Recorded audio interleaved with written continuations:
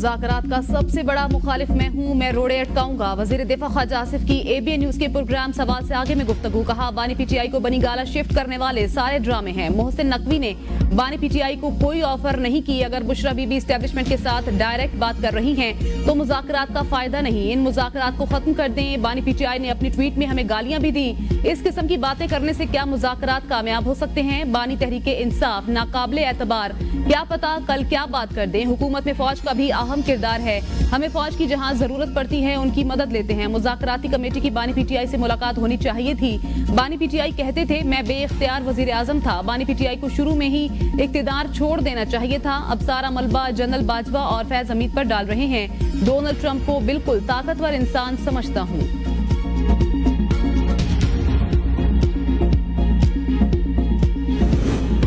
एक तबका चाहता है मुज़ाकरात आगे बढ़ें और ख्वाजा आसिफ उसमें शामिल नहीं। मुज़ाकरात का अमल बानी PTI के ट्वीट से पहले ही रुका हुआ था। सलमान अकरम राजा कहते हैं हमने मामूल की मुलाकात के लिए जेल हुकाम को नाम दिए, उसका भी जवाब नहीं दिया गया। बानी PTI ने कहा है तीसरी नशिस्त पर जुडिशल कमीशन का मुतालबा ना माना गया तो चौथी नशिस्त ना करें। बानी PTI को खुद जेल से बाहर आने की ख्वाहिश नहीं। बानी PTI ने कहा रहनुमाओं और कारकुनान की जमानत होनी चाहिए। बानी को पता है इनके खिलाफ तमाम मुकदमात अदालतों में उड़ जाएंगे। बानी PTI को जेल में रखना निजाम के लिए मुश्किल होता जा रहा है। हुकूमत गुस्से में बचगाना किस्म के फैसले करती है। मुज़ाकरात से मुतल्लिक हम इत्मीनान से बैठे हैं, हुकूमती फैसले का इंतजार है।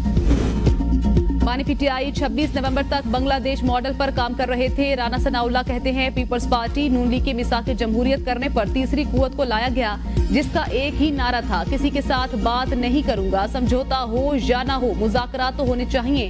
2018 में कहा था मिसाक मईशत करें, उन्होंने इनकार कर दिया। अगर कहा जाए कि हम कफन बांध कर आ रहे हैं तो कुछ न कुछ तो बंदोबस्त करना पड़ेगा।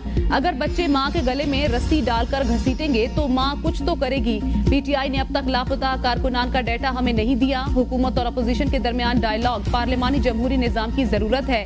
मुज़ाकराती कमेटी के लोग रोज बानी PTI से मुलाकात करते हैं। स्पीकर कौमी असम्बली वापस आ जाएंगे तो पूरी कमेटी की मुलाकात भी हो जाएगी। जुडिशल कमीशन के TORs पर इत्तेफाक नहीं होगा तो इनको कौन मानेगा?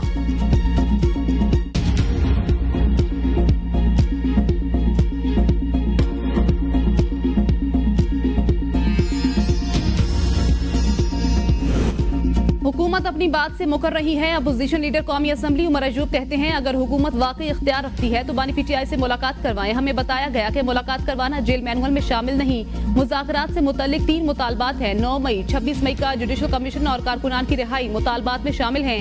शेख वकास अकरम ने कहा एक जलसा रुकवाने के लिए सुबह 7 बजे बानी से मुलाकात किस जेल मैनुअल में है? अपनी हुकूमत वाले सूबे में आप एक मुलाकात नहीं करा सकते। साबिक वजीर आजम को दहशतगर्दों के डेथ सेल में रखा हुआ है। शेर अफजल मरवत बोले मुज़ाकरात में हुकूमत ने अना का मसला बनाया। बानी PTI ने कहा तहरीरी तौर पर मुतालबात देना कोई मसला नहीं। जेल में मुलाकात के रोज भी बानी PTI से किसी की मुलाकात ना हो सकी। मुलाकात के लिए वकील फैसल चौधरी का अडियाला जेल हुकाम से दोबारा राब्ता, कोई जवाब ना मिल सका।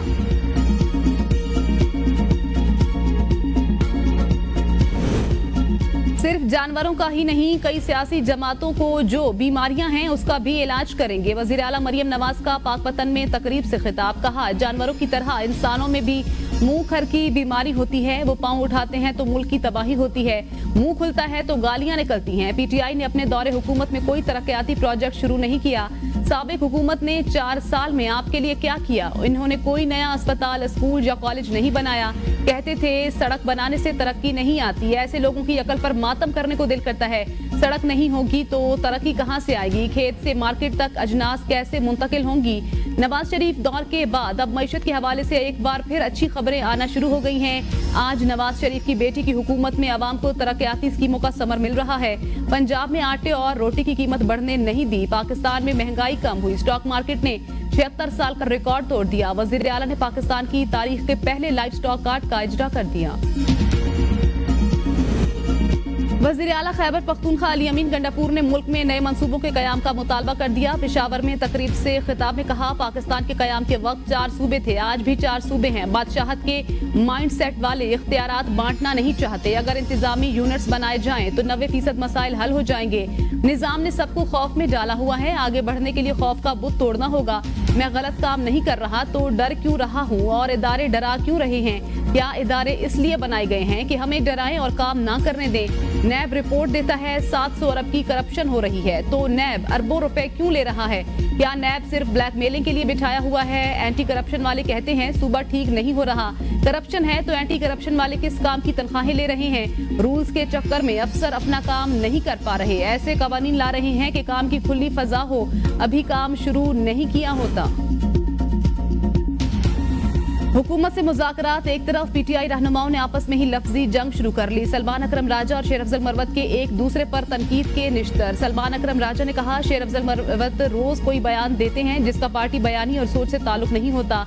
शेर अफजल मरवत का भी सेक्रेटरी जनरल पीटीआई के बयान पर करारा जवाब, एलियन करार दे दिया। कहा सलमान अकरम राजा का पीटीआई से क्या ताल्लुक है, ये अजनबी है, 1 साल पहले पीटीआई में आया, मुझे समझा रहा है। सलमान अकरम राजा मेरे केसेस में घुस जाता था, इद्दत निकाह केस में मुझे आउट कर दिया, अगर अब बोलेगा तो टिका कर जवाब दूंगा। 20 दिन लाहौर रहते हो, 1 दिन के लिए आ जाते हो। हमें घेर कर अदम एतमाद करवाया गया, 8 फरवरी के नताइज बनाने में फैज हमीद का किरदार था। रहनुमा मुस्लिम लीग नून जावेद लतीफ कहते हैं हम बानी पीटीआई के खिलाफ अदम एतमाद को तैयार नहीं थे, हमसे अदम एतमाद करवाया गया। मौजूदा रिजीम के बहुत से लोग फैज हमीद से राब्ते में थे, पिक एंड चूज हुआ कि किसको कहां बिठाना है।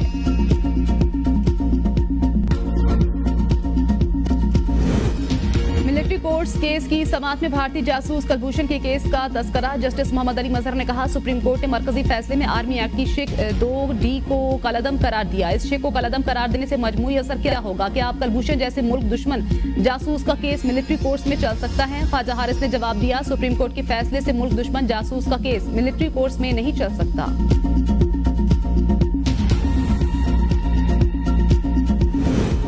एडिशनल एडवोकेट जनरल पंजाब ने मुजरिमान को कैद तन्हाई में रखने से मुतालिक रिपोर्ट पेश कर दी। कहा मुजरिमान को सुबह 7:30 बजे नाश्ते के बाद लॉन में छोड़ दिया जाता है, शाम 5 बजे तक मुजरिमान बाहर रहते हैं। जस्टिस जमाल ने इस्तफसार किया लॉन कौन सा है, डेथ सेल वाला लॉन तो नहीं? एडिशनल एडवोकेट जनरल ने कहा नहीं सर, ये वो वाला लॉन नहीं जो आपने देखा हुआ है, घर से मुजरिमान को मैट्रेस भी दिए गए हैं। फैसल सिद्दीकी ने कहा इसका मतलब घर वाला माहौल है। जस्टिस मुसरत हिलाली ने रिमार्क्स दिए आपने गलत बयानी की तो हम जेल इस्लाहात कमेटी से रिपोर्ट मंगवा लेंगे। एडिशनल एडवोकेट जनरल पंजाब ने कहा मुझे 30 साल प्रैक्टिस करते हो गए, मैं क्यों झूठ बोलूंगा। जस्टिस मुसरत ने रिमार्क्स दिए मैं भी केपी में एडिशनल एडवोकेट जनरल रह चुकी हूँ, हुकूमत के वकील होते हुए हमें हुकूमत को सपोर्ट करना पड़ता है।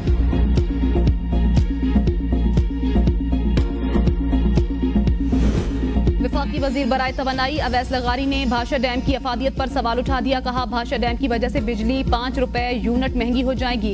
हुकूमत देख रही है भाषा डैम समेत बड़े मंसूबे काबिल अमल भी हैं या नहीं। मार्च में बिजली की खरीदारी के लिए मुसाबकती मार्केट काम का आगाज कर देगी। हुकूमत बिजली क्यों खरीदे, जिसने बिजली लेनी है मुसाबकती मार्केट से खरीदे। महंगी बिजली की वजह से पाकिस्तान में सोलर तवानाई का इनकलाब आया। आइंदा 10 साल में नेट मीटरिंग पर सोलर का बोझ 10 से 12,000 मेगावाट बढ़ जाएगा। नेट मीटरिंग मुल्क के अमीर तरीन लोग कर रहे हैं कि इलेक्ट्रिक वाले टैरिफ में 10 रुपए का इजाफा मांग रहे थे। हमारे हिसाब से टैरिफ में 1 रुपए का इजाफा बनता था कि इलेक्ट्रिक के टैरिफ में इजाफा पूरे मुल्क को मुतासर करता है। बदकिस्मती से पूरे मुल्क में बिजली का एक निर्ख है। बिजली का निर्ख डिस्को की कारकर्दगी की बुनियाद पर होना चाहिए। सखर के अच्छे सारिफीन पेशावर में बिजली के नुकसानात क्यों बर्दाश्त करें।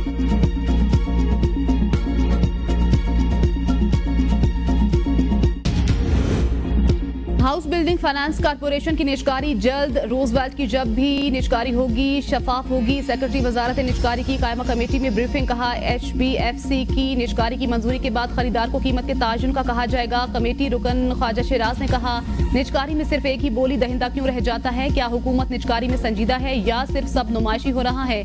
PIA में जग हंसाई के बाद अब HBFC के लिए भी एक बिडर है। चेयरमैन फारूक सत्तार ने कहा हमें यूसुफ बनने में वक्त लगेगा, तब ही कीमत लगेगी। PIA की मालियाती मुशीर की कारकर्दगी कैसी रही ये देखना भी जरूरी है। सेक्रेटरी निजकारी कमीशन ने बताया कि PIA के लिए 6 बिडर्स में से 5 चले गए और आखिर में सिर्फ 1 रह गया था। PIA की दोबारा निजकारी के लिए अहलियत का नया ड्राफ्ट भी बना रही है।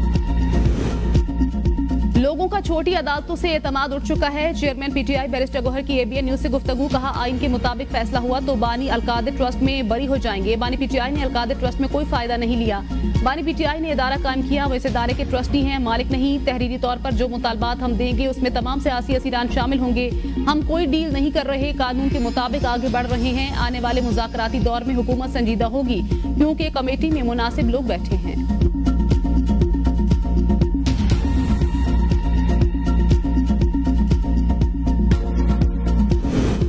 वज़ीर-ए-आला खैबर पख्तूनख्वा का तकरीर के दौरान वज़ीर-ए-आज़म का नाम लिए बगैर दिलचस्प तंज, अपने खिलाफ एहतजाज का तरीका भी बता दिया। कहा, मेडिकल कॉलेज के लिए 1 साल में 50 करोड़ देना मेरा काम है, ना दूं तो फिर करके सामने मेरे एहतजाज करना, लेकिन मैंने पैसे दे दिए और बच्चों के पूरे एडमिशन ना हुए तो फिर मुझे ना करना पड़े, क्योंकि मैं तो नहीं करूंगा बल्कि कलम चलाऊंगा।